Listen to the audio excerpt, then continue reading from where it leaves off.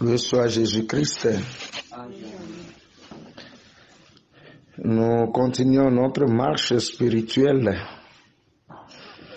Et aujourd'hui spécialement, nous lisons encore l'épître, la deuxième épître de Timothée, chapitre 4, versets 1 à 8. Nous avons commencé à lire cette deuxième épître il y a quelques jours.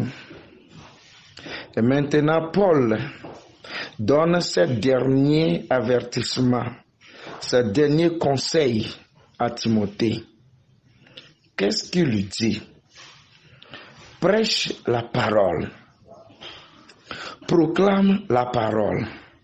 C'est le dernier conseil de Paul.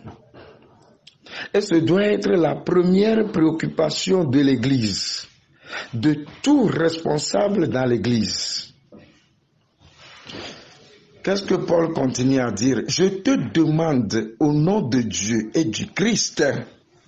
Là, il y a quelque chose de très fondamental à saisir.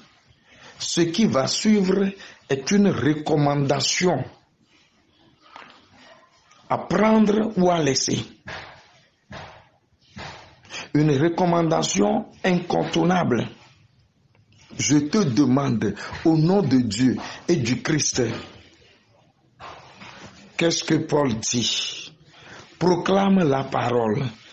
Insiste à temps et à contre-temps. Est-ce que tu proclames la parole? Est-ce qu'il y a des moments où tu dis que je n'ai pas le temps?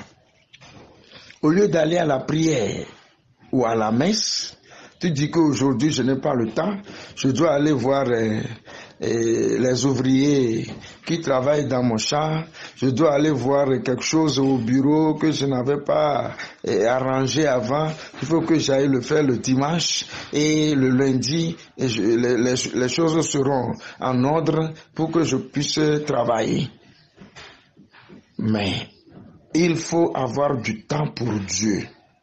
Proclame la parole. Insiste à temps et à contre-temps. Il ne faut pas chercher à avoir du temps avant d'adorer Dieu.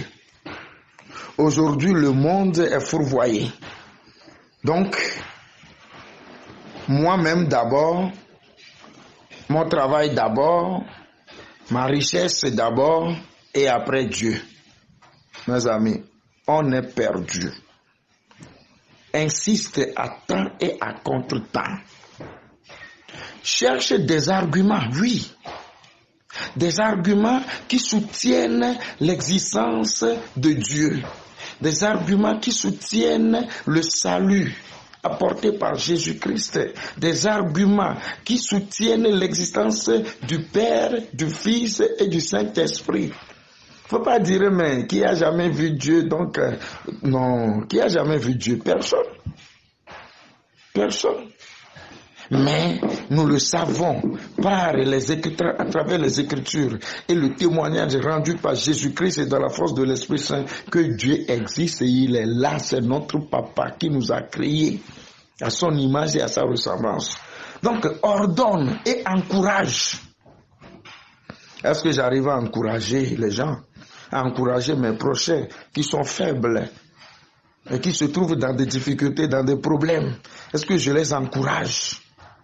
Ou bien plutôt on se réjouit du mal qui arrive sur l'autre?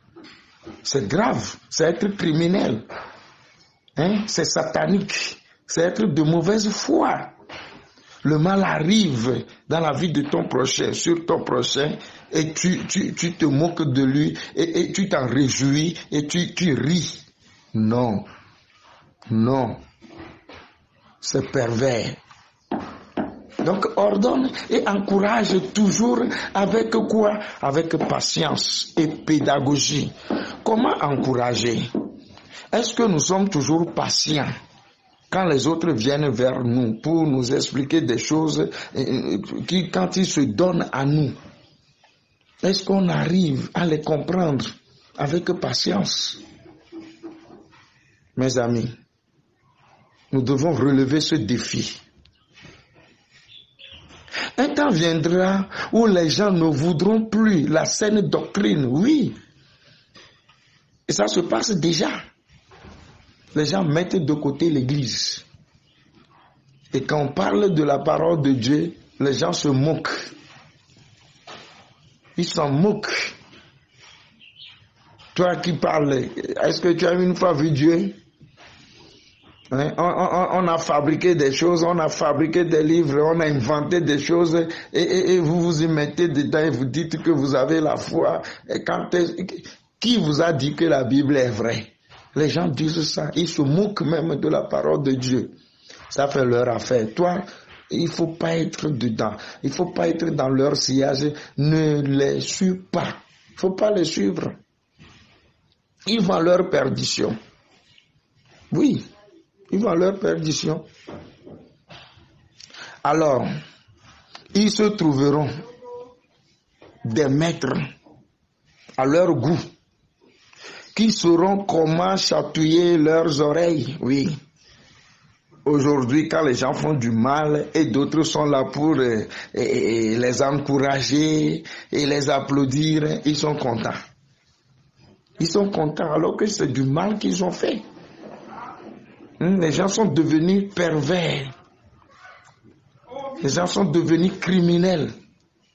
Mais non.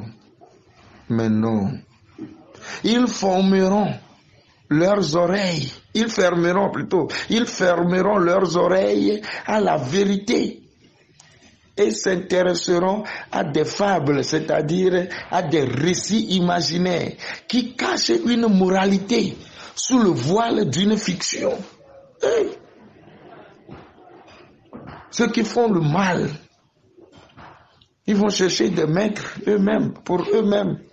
Et ces maîtres, ils seront là pour dire non, je t'apprécie, tu fais bien, vas-y. Si les autres disent quoi que ce soit, non, ne les regarde pas. Alors il faut les laisser. Allons-y, tu fais bien. Alors que c'est faux. Ils sont pervers. Ils sont criminels. Mon ami, toi tu es un homme de foi, tu es une femme de foi, tu es chrétien, tu es chrétienne. Il faut se dire la vérité. Paul dit à Timothée, il te faut donc rester toujours en alerte. Ne ménage pas de peine. Fais ton travail d'évangéliste. Remplis ton service. Voilà. C'est ce que Paul demande à Timothée et c'est à nous cette parole. C'est à nous ces conseils. Et nous devons les faire siens. Ces conseils-là. Nous devons les faire nôtres. Voilà. Que Dieu nous bénisse et qu'il nous redonne vie. Amen.